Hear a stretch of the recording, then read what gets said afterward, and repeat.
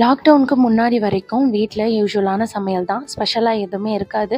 நம்மளெல்லாம் பொறுத்த வரைக்கும் ஈவினிங் ஸ்நாக்ஸ் அப்படின்னா பஜ்ஜி, போண்டா, வெங்காய பக்கோடா இந்த மாதிரி தான் போட்டு சாப்பிட்டுட்ருப்போம்.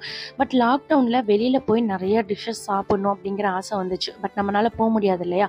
கொஞ்சம் கொஞ்சமாக வீட்டில் இருக்கிறத வச்சே ஹோட்டலில் கிடைக்கிற டிஷ்ஷஸ்லாம் ட்ரை பண்ணதுக்கப்புறம் தான் தெரிஞ்சது, சிம்பிளாக ஈஸியாக வீட்டில் இவ்வளவும் பண்ண முடியுமா அப்படின்னு தெரிஞ்சது. ஸோ எனக்கு அதுக்கப்புறம் பார்த்தீங்க அப்படின்னா நிறைய ஆசை, ஹோட்டலில் செய்கிற டிஷ்ஷஸ் சாப்பிட்ணும் போல் இருக்குது அப்படின்னா நான் அதை மோஸ்ட் ஆஃப் தி டைம் வீட்லேயே ரெடி பண்ணிடுவேன். 95% பார்த்தீங்க அப்படின்னா நிறைய ஹோட்டல் ஐட்டம்ஸ் எல்லாமே நான் வீட்லேயே செஞ்சு சாப்பிட்ருவேன். ஸோ நிறைய வெரைட்டி செய்யறதுக்குமே எனக்கு ரொம்பவே பிடிக்கும். ஸோ அது மாதிரி தான் இன்றைக்கி பார்த்தீங்க அப்படின்னா ஈவினிங் ஸ்நாக்ஸ்க்கு வெஜ் சாண்ட்விச் ரெடி பண்ணியிருந்தேன். சீரியஸ்லி ரொம்ப எம்மியாக கிறிஸ்பியாக சூப்பராக இருந்தது.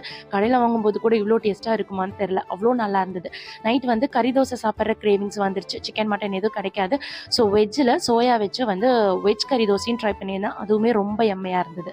நெக்ஸ்ட் vlogல மீட் பண்ணலாம். தேங்க்ஸ் ஃபார் வாட்சிங்.